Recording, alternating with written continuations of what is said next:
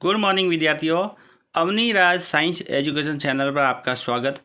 विद्यार्थियों, आज का मुख्य टॉपिक्स है वो है साउंड, यानी ध्वनि। ध्वनि क्या होती है और ध्वनि के परावर्तन के नियम क्या हैं, साथ ही ध्वनि के प्रकार कौन कौन से हैं, यानी प्राश्रव्य ध्वनि कौन सी है, अपश्रव्य ध्वनि कौन सी है, और साथ ही ध्वनि पर आवृत्ति और दाब वगैरह उनका क्या प्रभाव पड़ेगा। ये सारा का सारा डिटेल हम इस वीडियो में पढ़ेंगे। एंड तक देखते रहिए। विद्यार्थी, रीट परीक्षा की दृष्टि से इम्पोर्टेंट है। पिछली बार रीट में इस टॉपिक से 2 सवाल बने हैं और इस बार भी आने की प्रबल संभावना है, तो वीडियो को एंड तक देखना। और अगर आप मेरे चैनल पर नए हो तो अवनी राज साइंस एजुकेशन चैनल को सब्सक्राइब कर लीजिए और बेल आइकन को प्रेस कर लीजिए। देखते हैं विद्यार्थियों ध्वनि। देखिए विद्यार्थियों, जो ध्वनि है, साउंड है, जो साउंड है वो कंपित वस्तुओं से ध्वनि उत्पन्न होती है। जो भी वस्तु में कंपन होगा, इस कंपन के कारण क्या हो जाएगी, ध्वनि उत्पन्न हो जाएगी। अब है पुरुष और स्त्री के अंदर जो वाक तंतु होता है, यानी वाक तंतु से ही ध्वनि उत्पन्न होती है। गले के नीचे एक उभरा हुआ भाग होता है, गले के यहाँ पे उभरा हुआ भाग, और इस उभरे हुए भाग को वाक तंतु कहते हैं। पुरुष के अंदर इसकी जो लंबाई है, पूछा गया है 8 क्लास के अंदर लिखा हुआ है, एनसीईआरटी में इम्पोर्टेंट है आपके लिए। तो पुरुष के अंदर होगी 20 mm किसकी, वाक तंतु की लंबाई, और स्त्रियों के अंदर 5 कम करना यानी 15 mm होगी। ठीक है विद्यार्थियों। अब यह ध्वनि संचरण के लिए माध्यम की आवश्यकता जरूरी है। विद्यार्थियों, अगर ध्वनि को संचरित करना है तो माध्यम की आवश्यकता जरूरी है, यानी ध्वनि का वेग होगा वो सर्वाधिक ठोस में होगा, उसके बाद द्रव में होगा, फिर गैस में। मान लीजिए हमारे पास लोहा है तो लोहे में ज़्यादा होगा, लोहे के बाद कोई लिक्विड है, द्रव है, उसमें होगा, और उसके बाद जो गैस है और गैस के अंदर होगा। यह वेग का एक प्रवाह का एक माध्यम है जो इम्पोर्टेंट है। परीक्षा की दृष्टि से पूछा गया है विद्यार्थियों कि ध्वनि संचरण के लिए उपयुक्त कदम कौन सा सही है, यानी पहले ठोस में ज़्यादा ध्वनि होगी, उसके बाद द्रव में, फिर गैस में। अब जो अनुदैर्ध्य यानी लॉन्गिट्यूडिनल ध्वनि है, तो अनुदैर्ध्य तरंग है ध्वनि, कौन सी तरंग है, अनुदैर्ध्य। और अनुप्रस्थ तरंग होती है वो प्रकाश होती है विद्यार्थियों। तो ये माध्यम के कण के संचरण की दिशा के अनुदिश कंपन करती है। कौन, ध्वनि। जो ध्वनि है विद्यार्थियों वो माध्यम के कण के संचरण की दिशा के अनुदिश क्या करेगी, कंपन करेगी। अब है ध्वनि के प्रकार कौन कौन से हैं। देखिए विद्यार्थियों, जो ध्वनि है वो 3 प्रकार से है, यानी उसकी प्रास के आधार पर। सबसे पहले अपश्रव्य द्रव्य, उसके बाद श्रव्य ध्वनि यानी शोनिक, और प्राश्रव्य। इंपॉर्टेंट है विद्यार्थी, इसमें से इंपॉर्टेंट सवाल बना हुआ है पिछली बार परीक्षा में जो प्राश्रव्य से बना था। रीट एग्जाम के अंदर यहाँ से इंपॉर्टेंट है, तो ध्यान से देखना है। देखिए विद्यार्थियों, जो अपश्रव्य ध्वनि है यानी इंफ्रासोनिक, इसकी जो प्रास होती है वो 20 हर्ट्ज से कम होती है। कितनी होती है, 20 हर्ट्ज से कम। और यह हाथी, गेंडा, वैल या भूकंप की जो समय उत्पन्न होती है तरंगे, वो अपश्रव्य तरंगे। तो इम्पोर्टेंट है विद्यार्थियों, परीक्षा में पूछा जा सकता है अपश्रव्य तरंगों की प्रास कितनी है, और एग्जाम्पल क्या है, हाथी, गेंडा, वैल और भूकंप की समय उत्पन्न तरंगे। उसके बाद श्रव्य तरंगे, तो श्रव्य तरंगे में के अंदर 20 हर्ट्ज से सॉरी विद्यार्थियों, 20,000 हर्ट्ज, ये कानों से सुन सकते हैं, अपने लिए इंपॉर्टेंट है। जो श्रव्य तरंग की प्रास कितनी होती है, 20 हर्ट्ज से 20 किलो हर्ट्ज, ये इसकी प्रास है। और इसके बाद में प्राश्रव्य है वो इम्पोर्टेंट है, अल्ट्रासोनिक, ये 20 हर्ट्ज से ज़्यादा होगी विद्यार्थियों। समगादड़ है, बिल्ली है या फिर कुत्ते हैं, यह निकाल सकते हैं ध्वनियाँ। ठीक है विद्यार्थियों, तो ये प्रास इंपॉर्टेंट है इनकी। अब ये ध्वनि के जो लक्षण हैं वो क्या क्या है वो देखेंगे, जो परीक्षा की दृष्टि से इम्पोर्टेंट है। प्रबल है, प्रबलता है, वो इम्पोर्टेंट है। एल लाउंडलेस, एल का मतलब हो गया लाउंडलेस, सॉरी विद्यार्थियों, लाउंडलेस प्रबलता। ध्वनि का तेज बोलना ही प्रबलता है, उसकी तेज आवाज आनी प्रबलता है। जो प्रबलता है वो विद्यार्थियों तीव्रता और ऊर्जा और आयाम की स्क्वायर के समानुपाती, लेकिन दूरी के व्युत्क्रमानुपाती, यानी दूर जितना जाएंगे अपन तो उसकी आवाज़ जो है वो कम सुनाई देगी। देखिए इसका मात्रक होता है, प्रबलता का मात्रक वो डीबी होता है यानी डेसिबल, और जो सोन होता है, 2 मात्रक हो गए डीबी और सोन। 1 सोन बराबर 40 डीबी होगा। इंपॉर्टेंट है विद्यार्थियों, 1 सोन बराबर 40 डीबी। यहाँ पर अपने लिए जो साउंड किस प्रकार से उपयोगी है, देखिए 80 डीबी से ऊपर अगर साउंड है आवाज़ तो अपने लिए शोर होगा, और 80 है तो नहीं होगा। तो 80 डीबी से ऊपर शोर होगा, 140 dB बहरापन हो सकता है कान के लिए, और 150 dB के लिए पागलपन व्यक्ति हो सकता है। और ये विश्व स्वास्थ्य संगठन के अनुसार, जो NCERT के अंदर लिखा हुआ है, विश्व स्वास्थ्य संगठन के अनुसार बातचीत के लिए लगभग 45 dB ध्वनि निर्धारित की गई है। कितनी इंपॉर्टेंट है? 45 dB यानी 45 डेसिबल, 45। अब है तारत्व। ध्वनि का तारत्व क्या है? प्रबलता के बाद अगला लक्षण है ध्वनि का तारत्व यानी पिच। ध्वनि के पतलेपन या मोटेपन को ध्वनि का क्या कहते हैं? तारत्व कहते हैं। यानी कुल मिलाकर तारत्व बढ़ाना है तो बारीकपन और साथ ही आवृत्ति के समानुपाती होगा, लेकिन प्रबलता के क्या होगा? व्युत्क्रमानुपाती। महिलाओं का तारत्व होगा वो अधिक होता है, इसलिए इसकी आवाज़ कैसे होती है? पतली। महिलाओं की ध्वनि बारीक होने का कारण तारत्व उसका अधिक होता है और आवृत्ति भी क्या होती है? अधिक। कुल मिलाकर जो तारत्व है विद्यार्थियों, तारत्व अधिक तो उसकी वॉइस भी होगी अधिक पतली। कैसे होगी? पतली। तारत्व अधिक तो उसकी आवृत्ति भी अधिक। अब देखिए, मच्छर का भी तारत्व बहुत अधिक होता है और आवृत्ति भी अधिक होती है, इस कारण इसकी आवाज़ कैसी होती है? पतली। जो अपने कान के पास आवाज़ सुनाई देती है मच्छर की, पतली सूं चूं, तो वो आवाज़ किसके कारण होता है? मच्छर का तारत्व अधिक और आवृत्ति भी अधिक। अगर तारत्व और आवृत्ति दोनों ही कम है विद्यार्थियों, तो समझ लेना वो ध्वनि प्रबल होगी, यानी आवाज़ भारी आएगी। ठीक है विद्यार्थियों। अब है गुणता या विशेषता। ऐसा गुण जिसके कारण आगे वाले की ध्वनि तुरंत पहचान सके। मतलब उसकी आवाज़ कैसे आ रही है, अपन को सुनते ही मालूम पड़ जाए कि वो उसकी आवाज़ थी या उस लड़के की या लड़के की थी, ये उसकी गुणता कहलाएगी। दो ध्वनियों के अंदर अंतर करना। क्या करना? अंतर। और अंतर करने को ही हम क्या कहते हैं? गुणता। अब ध्वनि की जो निर्भरता है वो किस प्रकार है? तो ताप पर निर्भर है। ताप बढ़ाने पर ध्वनि की क्या बढ़ेगी? क्या बढ़ेगी? ताप बढ़ाने पर ध्वनि का वेग भी बढ़ेगा √T पर। यानी ताप बढ़ता है तो वेग बढ़ेगा। ठीक है विद्यार्थियों। और ध्वनि का वेग भी बढ़ेगा। अगर ताप कम होगा तो ध्वनि का वेग भी क्या हो जाएगा? कम हो जाएगा। इंपॉर्टेंट है। अब देखिए, इसके लिए क्वेश्चन बन सकता है, 1 डिग्री सेल्सियस ताप बढ़ाने पर 1 डिग्री सेल्सियस ताप बढ़ाने पर ध्वनि का जो वेग होगा 0.61 मीटर प्रति सेकेंड बढ़ जाता है। इंपॉर्टेंट है पॉइंट ये परीक्षा की दृष्टि से।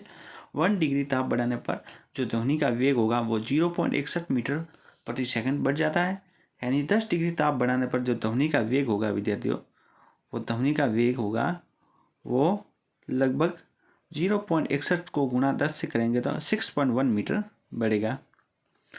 अब है ध्वनि की चाल यानी वेग यानी चाल प्रत्यास्था एक ही है।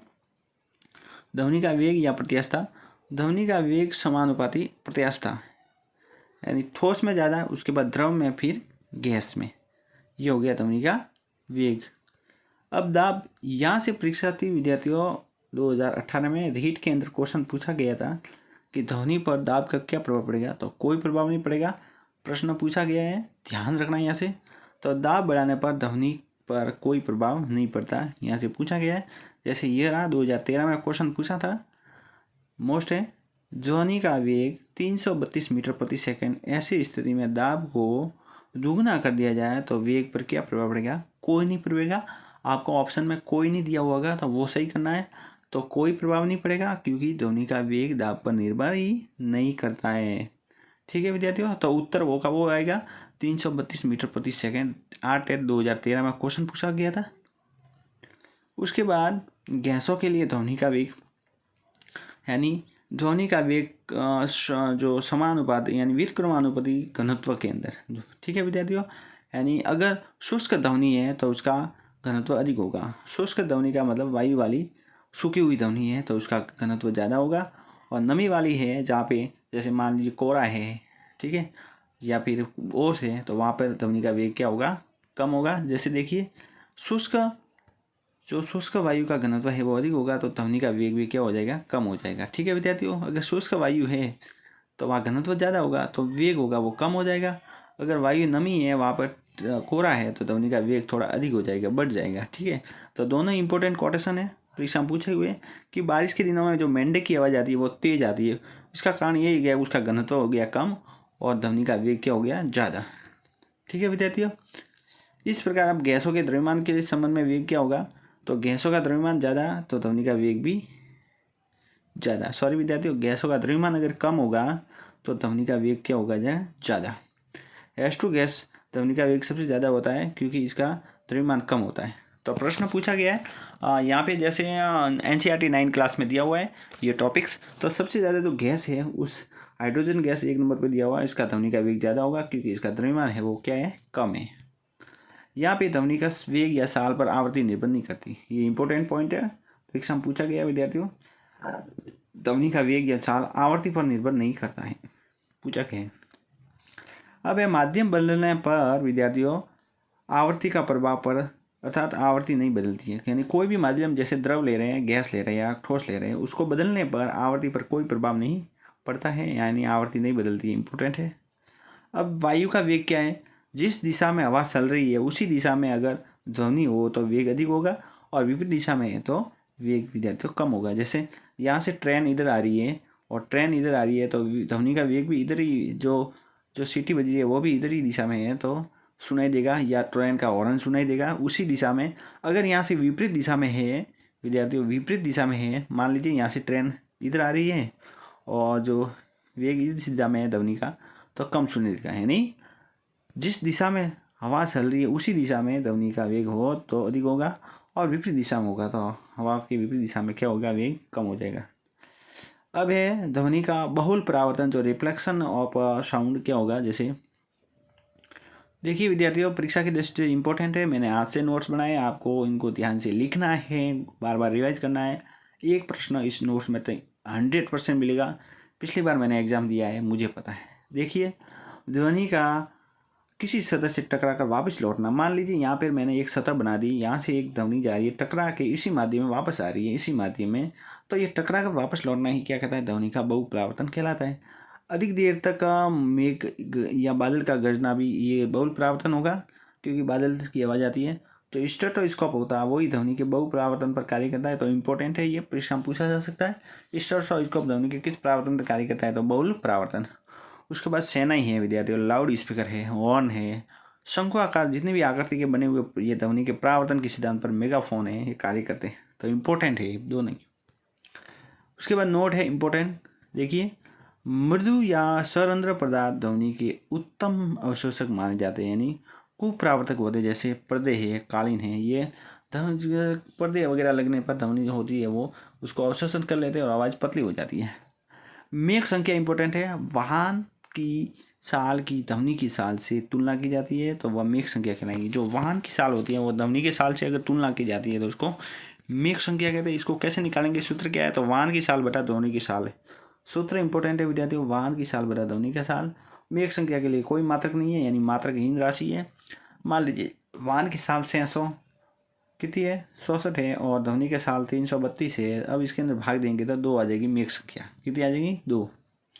ध्वनि बूम यानी ध्वनि का जो प्रदूषण क्या है वो देखिए, जब ध्वनि का उत्पादन स्रोत ध्वनि की साल से तेज चलता है तो वातावरण के अंदर बहुत ज़्यादा दाब उत्पन्न होता है, जिससे प्रगातित तरंगे उत्पन्न होती है। कौन सी तरंगे, प्रगातित तरंगे, इसे ध्वनि बूम कहते हैं। देखिए, तेज गति से चल रहे एरोप्लेन चलने पर घरों के लगे जो कांच के शीशे वो क्या हो जाते, सटक जाते। अगर तेज गति से जो आवाज़ से एरोप्लेन की आवाज़ आएगी तो फिर अपने कांच वाले घर हो गए उसके जो शीशे हो वो सटक जाएंगे, इसका कारण है ध्वनि बूम।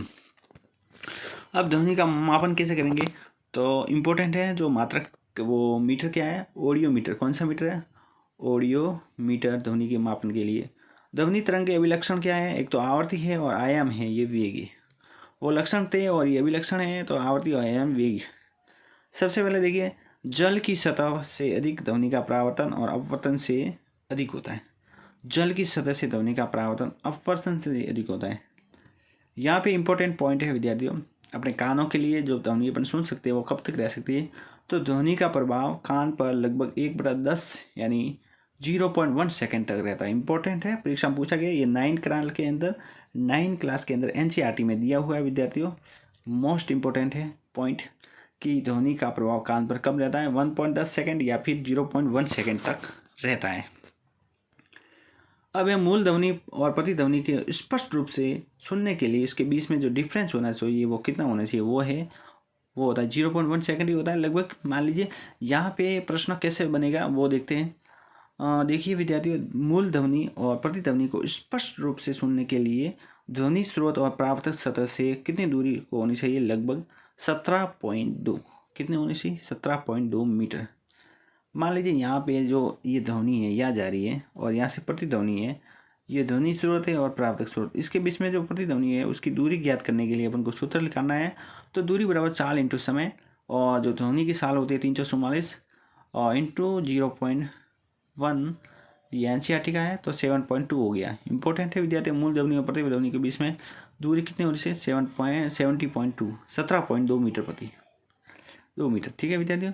अब एनसीईआरटी के अंदर दो अलग अलग कॉन्सेप्ट है, आरबीएससी और एनसीईआरटी दोनों में अलग अलग दिया हुआ है। तो एनसीईआरटी में 17.2 मीटर दिया हुआ है और आरबीएससी में 17.5 दिया हुआ है। दोनों में अंदर 3 का डिफरेंस है विद्यार्थियों, याद रखना है। क्योंकि जो ध्वनि की साल है वो आरबीएससी में 350 मानी गई है, जबकि जो एनसीईआरटी में मानी गई है वो 300 कितनी मानी गई है? 44। दोनों में डिफरेंस है, इसलिए दोनों में जो पॉइंट की बात हो थोड़ा बहुत डिफरेंस आ रहा है वो 3 का आ रहा है। ठीक है विद्यार्थियों, ध्यान देना है। अब निर्वात में ध्वनि संचरण नहीं होती। इंपॉर्टेंट है विद्यार्थी, निर्वात में प्रकाश जाता है, केवल ध्वनि नहीं जाती है। तो यहाँ से प्रश्न पूछा गया है 2013 के अंदर कि किस माध्यम में ध्वनि नहीं जाती? तो निर्वात के अंदर जिसमें हवा नहीं है। निर्वात का मतलब जिसमें हवा नहीं है। अब बेल जार का प्रयोग यही दर्शाता है कि निर्वात के अंदर ध्वनि संचरण नहीं होती। इंपॉर्टेंट है, 9 क्लास के अंदर दिया हुआ है बेल जार का प्रयोग, जो वहाँ से मैंने नोट्स बनाए हैं। बेल जार का प्रयोग यही दर्शाता है कि निर्वात के अंदर ध्वनि संचरण नहीं होती है। इसके बाद विद्यार्थियों, अनुहरण क्या होता है?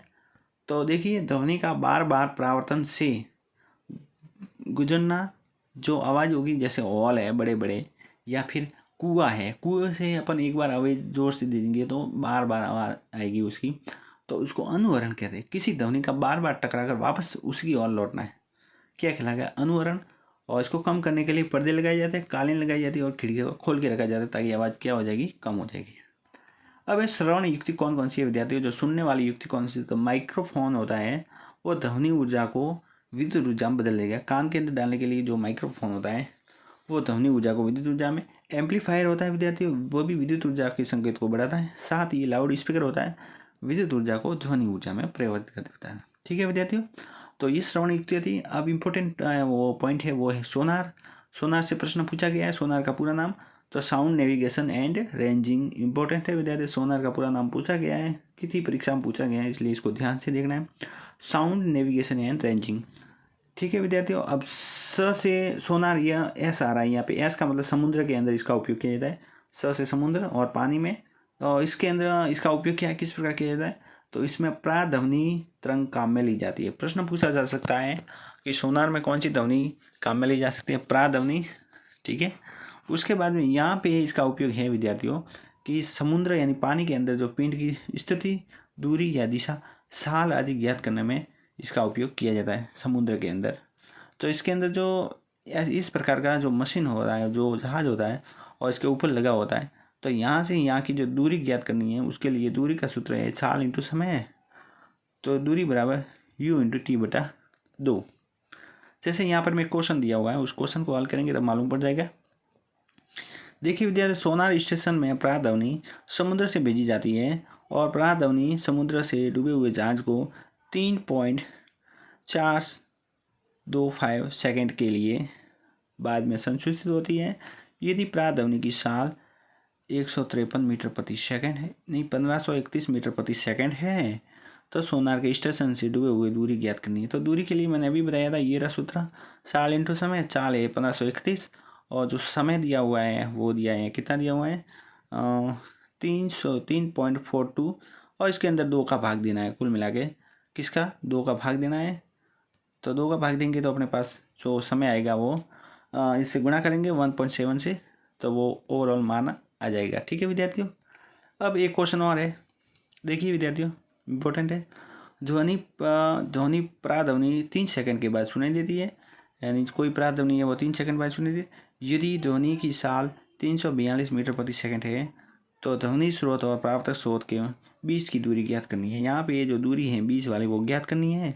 तो इसके लिए दूरी बराबर साल इंटू समय और 342 जो समय है 3/2, इससे गुणा करेंगे, 2 का भाग देंगे 1.172, कुल मिलाकर 513 आ जाएंगी। कैसे ये ज्ञात की? तो डी बराबर विद्यार्थियों, डी बराबर जो साल दी हुई है 342 इंटू 3/2, 2 का इसमें भाग दे देंगे तो 171 और इससे गुणा करेंगे तो ये आ जाएगी 513 मीटर। ये क्या हो जाएगी इसकी दूरी 20 की। तो सवाल को इम्पोर्टेंट मानना है विद्यार्थियों, परीक्षा में बन सकता है। आगे देखिए नेक्स्ट क्वेश्चन है ध्वनि तरंग के ऊपर है। ध्वनि तरंग की जितनी आवृत्ति 250 मीटर हर्ट्ज है, तो ध्वनि तरंग जिसकी आवृत्ति है 250 हर्ट्ज और वायु में इसका वेग है 331 मीटर। इसी वायु में 500 हर्ट्ज की ध्वनि में वेग क्या होगा। देखिए विद्यार्थियों यहाँ पे आवर्ती बोल रहे हैं तो आवर्ती कभी नहीं बदलती है। यहाँ पे कितनी बार बोला है आवर्ती का कोई प्रभाव नहीं पड़ता, तो 331 मीटर ही उत्तर आएगा। यानी ध्वनि की चाल या वेग पर आवर्ती का प्रभाव नहीं पड़ता है, यानी वो उसके ऊपर निर्भर नहीं करती है।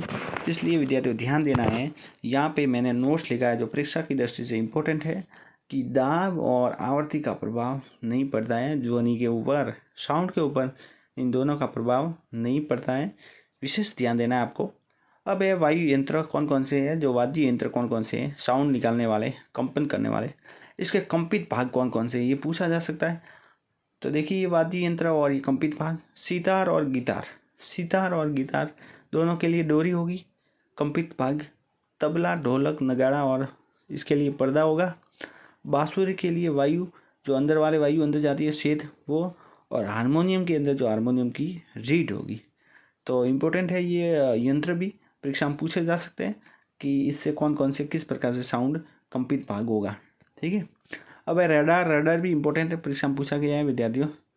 तो रेडार को पूरा नाम क्या है, तो रेडियो डिसेक्शन एंड रेंजिंग, ये प्रश्न पूछा जा सकता है। रेडार का full form radio dissection and ranging. तो इसकी सहायता से जो वायु के अंदर स्थित दिशा और दूरी और साल की आदि का पता लगा सकते हैं। जो सोनार था उसकी वो समुद्र के अंदर, जो पानी के अंदर जो पिंड और इसकी स्थिति और दिशा ज्ञात करने के लिए उपयोगी होता है। और रेडार का उपयोग अंतरिक्ष में या वायु में स्थित दिशा, दूरी और आदि ज्ञात करने के लिए। इसमें रेडियो तरंगों का उपयोग किया जाता है। तो प्रश्न पूछा जा सकता है रेडियो तरंगे किस में उपयोगी है, तो रेडार के अंदर। और यह 186 कितना है विद्यार्थियों, लगभग सॉरी विद्यार्थियों यहाँ पे जो दिखा है 18,699 मीटर प्रति सेकंड, यानी यहाँ पे नीचे लिखा हुआ है, सॉरी 18,699 मीटर प्रति सेकंड से ये तरंगे जाती है। ठीक है विद्यार्थियों। अब है यहाँ पे प्राध्वनि है, इसके उपयोग कौन कौन से परीक्षा दृष्टि से, तो ये भी इम्पोर्टेंट है। प्राध्वनि जिसकी प्रास होती है 20 हर्ट्ज किलो से ज़्यादा होती है, यानी 20,000 से अधिक होती है विद्यार्थी। ये भी प्रश्न पूछा गया है। ये दूध में हानिकारक जो कीटाणु है उसको मारने में उपयोगी है कौन, प्राध्वनि। कल कारखानों में चिमनियों की कालिक या हवाई अड्डे पर धुंध को हटाने के लिए प्राध्वनि उपयोगी है। साथ ही मशीनों के अंदर कल पुर्जे या मध्यम गंदगी को साफ करने के लिए भी काम में ली जाती है। अल्ट्रासोनोग्राफी में भी उपयोगी है, प्रश्न पूछा गया है अल्ट्रासोनोग्राफी में कौन सी ध्वनि, तो प्राध्वनि। साथ ही ECG यानी ECG इलेक्ट्रोकार्डियोग्राफी और इलेक्ट्रोकार्डियोग्राम में भी उपयोगी है। धातु में दरार का पता लगाने के भी ये उपयोगी है और मच्छरों को भगाने के लिए घर के लिए उपयोगी है। साथ ही गुर्दे की पथरी, अपने किडनी के अंदर अगर कोई पथरी है तो वो निकालने के लिए भी उपयोगी है विद्यार्थियों। तो यह था साउंड से संबंधित वीडियो। मैंने विद्यार्थियों पूरा ही टॉपिक आपको पढ़ा दिया। ध्वनि क्या है, ध्वनि की परावर्तन और माध्यम किस प्रकार है, साथ ही ध्वनि के कौन कौन से यंत्र हैं, आवृत्ति, वेग, आयाम किस प्रकार निर्भर करता है। इस प्रकार यह पूरा ही साउंड का वीडियो था, शॉर्ट नोट के रूप में आपको उपयोग करा रहा हूँ। इसमें से 2 प्रश्न जरूर बनते हैं विद्यार्थियों, इसको ध्यान से नोट बनाइए और बार बार रिवाइज करते रहिए। अगर मेरे चैनल पर नए हो तो अवनी राज साइंस एजुकेशन चैनल को सब्सक्राइब करें। इसी तरह के वीडियो पाने के लिए चैनल पर बने रहें। जय हिंद, जय भारत विद्यार्थियों।